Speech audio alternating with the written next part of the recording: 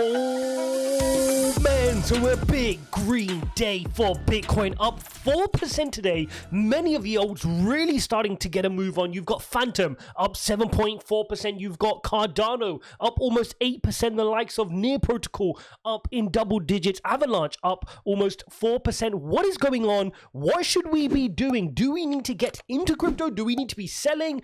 Is this just a fake pump before a further fall to the downside? What is going on? Are we ready to head to all-time highs? Loads of stuff to break down in this video. If you guys are confused on what's going to happen next, watch this video to the very end. Hit up the like button. Don't forget to subscribe. As always, if you like my perspective, consider joining our course member live streams, ijaz.uk/member. Now, let's get straight into the charts, because what I want to show you is, as you've seen, we've had this huge break of trend. Now, we called this exactly, guys, right? Remember, over the last couple of days, I said I was getting my trading hat on, and I saw this clear break of trend, and me being bored, I took the small part of my portfolio that's my trading position, and I started playing this trade. And if you did trade this with me, guys, congratulations. You would have made a really nice move here at the top point here of at least 7% on spot, which is a great move. And again, if you guys want to trade this, you can use the link in the description, PRIMEXBT. They offer you a $7,000 bonus when you deposit using my code Ijaz1, so you can trade that as well. Now, very important, if you're new to crypto, don't even think about trading. This is for experienced people. If you're new but you want to start learning trading, that's different, and you've got the know-how, then fine. Start learning it, play with a very small part of your portfolio, and learn how to trade, okay? But the vast majority of you just need to build wealth by dollar cost averaging, so don't get distracted. Now, back onto the longer term picture. What's going to happen now? So you can see we're getting a bit of consolidation here now. I'm sitting on the hourly. In fact, we can even notch this down to the 5-minute candles, and you can see what's happened. Nice big move here, and now you're getting this consolidation. Now, this can be a continuation pattern before a move to the upside, but equally, it could mean we could come back down to test 30,000. Okay, so switching back across to the hourly, what I want to show you is what are the different scenarios. Now, obviously, the bullish scenario is for us to break 31,000.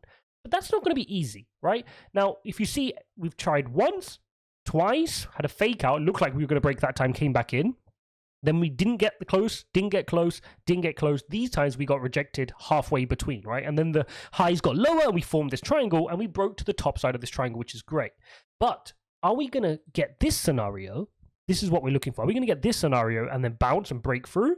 Or are we going to curl over and come back to the channel? Because every other time we've come back to the channel, right? We've fallen back to the channel every single time we got rejected from those levels. So what's to say we won't this time? Now, there's one key factor which is different this time. And that factor is the equity markets, just by chance today, serendipitously, are closed, right, for Memorial Day. So equity markets are closed, and we know that they've been quite powerful in indicating the day that Bitcoin has. So now you've had a nice weekend here for Bitcoin. You've had a nice Monday open up, and Bitcoin's still got plenty of hours to run before equities open up tomorrow, Tuesday, US time.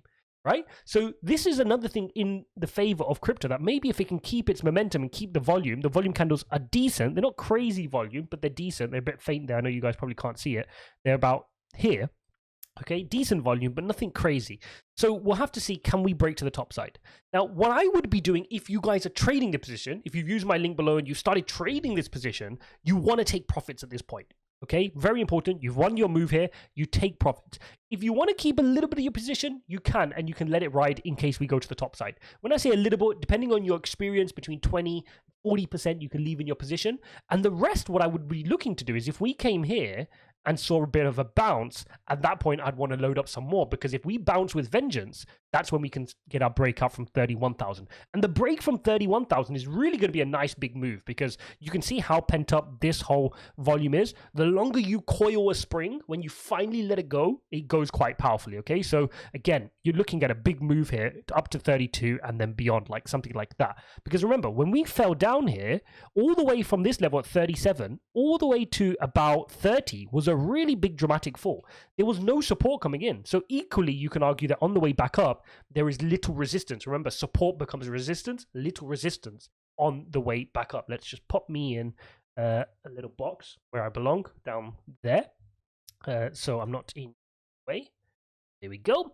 So you can see that. Okay, so that's something we want to look out for here on Bitcoin. Now, of course, if we get rejected again, then we're back into the scenario of, are we going to head back to 28,600? And if we lose that level, then we start getting to lower levels. But let's worry about that as and when we lose each successive level, if we do.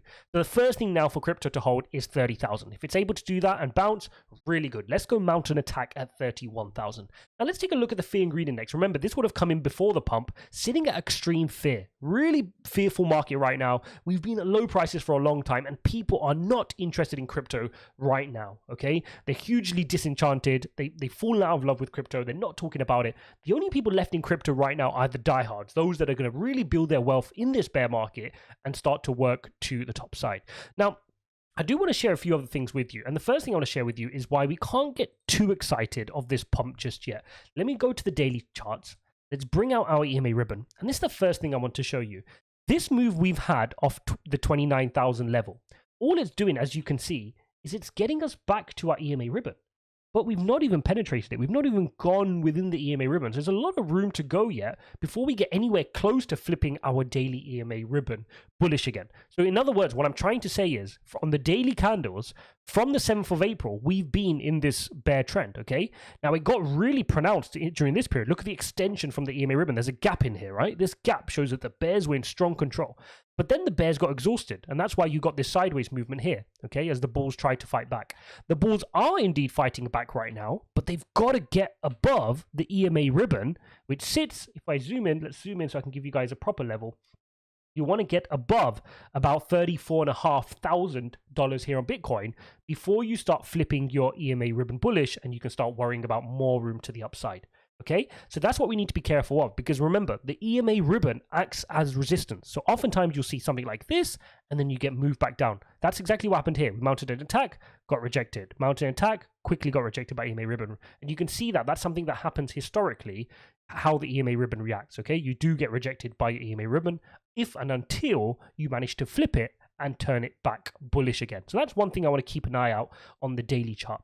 On the weekly chart, similarly, right? We are extremely extended from our weekly EMA ribbon, and it's flipped bearish. You can see they flipped. Now we're moving into a big trend towards the downside based on the EMA ribbon. But Bitcoin's got some work to do, and it's got to start working its way back in this direction to start going back towards its EMA ribbon. Remember, the EMA ribbon is going to come back down here, and it needs to get there, not get rejected by it, and start working to the upside. So let's not kid ourselves. Yes, it's a great pump today. We can enjoy the pump today. It's a good move, but all the warnings are still showing that we haven't earned the right to go back up just yet. It's a good start. Let's keep going here on the hourly candles. Let's try to get towards the key level here at 31,000. We've got to break 31. Breaking $31,000 here will be a real coup for Bitcoin, because we've been trapped in this prison for a very long time now, okay? Ever since our big fall down, huge volume candles all the way during the lunar collapse, we've been channeled in this area for quite a while. So we need to break through on this level, and that's really going to be a good sign for crypto if we can break through that level. So there you have it, guys. That's what we're facing right now in the Bitcoin chart. Those are the levels we need to watch out for, and we need to see. We'll see altcoins follow it. So there's no point looking at the altcoin charts right now. If Bitcoin can break 31,000, that could be huge. But I think we're first going to go in for a retest at 30,000. Hopefully we don't need to. Hopefully the volume can come in and we can go straight towards 31, because remember, equity markets are closed. Now, the other important update I need to give you guys is this is a big week for the Fed. Okay, so don't forget, on the 10th of June, which is 10 days away from now, we will receive our CPI reading. Okay, that is 4 days before the next FOMC meeting, which is the 14th and 15th of June. So mark that in your calendar, because that's going to be really important for how the Fed officials start to come out. Now, remember, last week we had Fed officials such as Bostic coming out and saying that we could see a pause after the next 1 or 2 50 basis point hikes. This is one of the reasons we were able to see a little bit of a rally in the equity markets. Now, CPI data on the 10th is going to be important, because if we see inflation starting to inflect down, that could be an excuse for equities to rally, and maybe Bitcoin can start to move on that news as well. Because if we get a pause on interest rates, that is bullish for Bitcoin.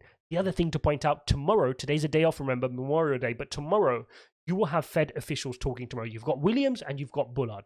Bullard is the particular one who's super hawkish. So again, we hope he doesn't move markets. The market tends to know that he comes out fairly hawkish. So hopefully they don't read too much into it, but he is capable of moving the market. So we'll need to listen in for that too. Later on this week, we also get the ADP private payrolls for the job figures, okay? So those are your employment figures. We'll have to look out for that.